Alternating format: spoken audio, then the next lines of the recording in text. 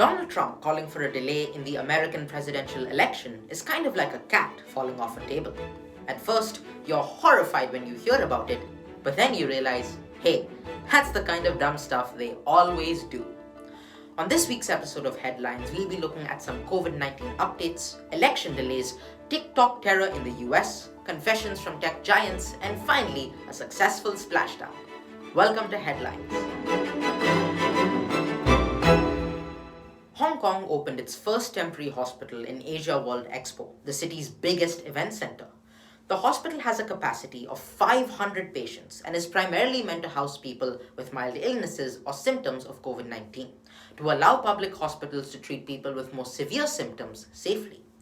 The government revealed that Hong Kong schools will resume through the virtual world after the summer break, as Hong Kong combats a deadly third wave of COVID-19.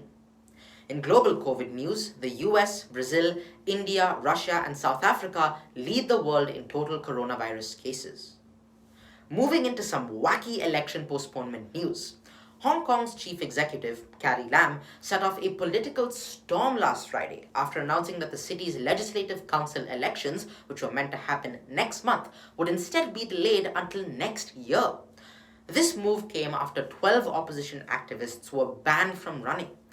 According to Carrie Lam, the reason for postponing the elections is Hong Kong's third wave of COVID-19, as, quote, voting which involves mass gatherings and social contacts could pose a very serious risk to public health. Lam announced that China's top legislative body would step in to rule on any legal issues that would be created by pushing back the elections. On another episode of Delay the Elections, we feature star comedian and resident tan man, US President Donald Trump. Last week, Mr. Trump called for a delay in the US presidential elections, set to take place this November until citizens could, quote, properly, securely, and safely vote. If COVID-19 hasn't settled down by November, Americans will all vote by mail, which Trump is not a fan of. He says that voting by mail could be shady, unlike the 2016 election, which was completely legit. Of course, President Trump doesn't have the authority to delay this election, and it would have to be approved by Congress. So why is Trump doing this? It can't be to stay in office for even longer, because even if the elections are postponed, Trump will still need to pack his bags on the 20th of January next year, since that's when his term officially ends. Mike Pence would also leave the same day. So who'd be in office then? Well, it all boils down to plenty of ifs and buts, but according to Politico, if Donald Trump postpones the election, Joe Biden may have a slim shot at occupying the Oval Office.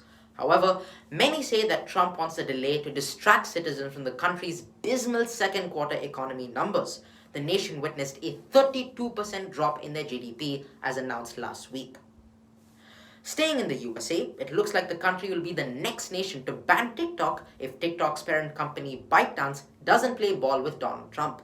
In a statement released last week, Secretary of State Mike Pompeo said that Trump would be taking firm action against TikTok, WeChat, and countless other Chinese tech companies, which may pose security threats to the US. According to Mike Pompeo, these Chinese software companies are feeding data directly to the Chinese Communist Party. Donald Trump demanded that TikTok be bought up by a larger American tech firm, citing Microsoft as a potential option by September 15th. Otherwise, well, let's put it this way. After September 15th, lottery will be more than just a song for some TikTok superstars who are paid by the platform. It'll be a way of life.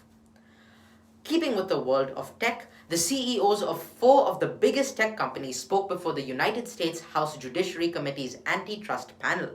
Amazon's Jeff Bezos, Facebook's Mark Zuckerberg, Apple's Tim Cook, and Google's Sundar Pichai. The CEOs were called to respond to questions stemming from the House's antitrust review of the tech industry, and they were asked some pretty intense questions. Pichai was grilled about Google's advertising and search dominance. Zuckerberg was asked whether Facebook put consumer data at risk, reduced the quality of consumers' choices, and increased the price of advertising. Cook was interrogated about Chinese interference with Apple's technology, and Bezos was questioned about Amazon's delivery policies. After the hearing, the House came to a clear conclusion. These companies have monopoly power, and all need to be properly regulated and held accountable for any of their actions. Finally, SpaceX's Dragon capsule made a splash in the Gulf of Mexico on Monday after spending nearly 4 months in space while docked to the International Space Station, while engineers analyzed every aspect of their craft's performance.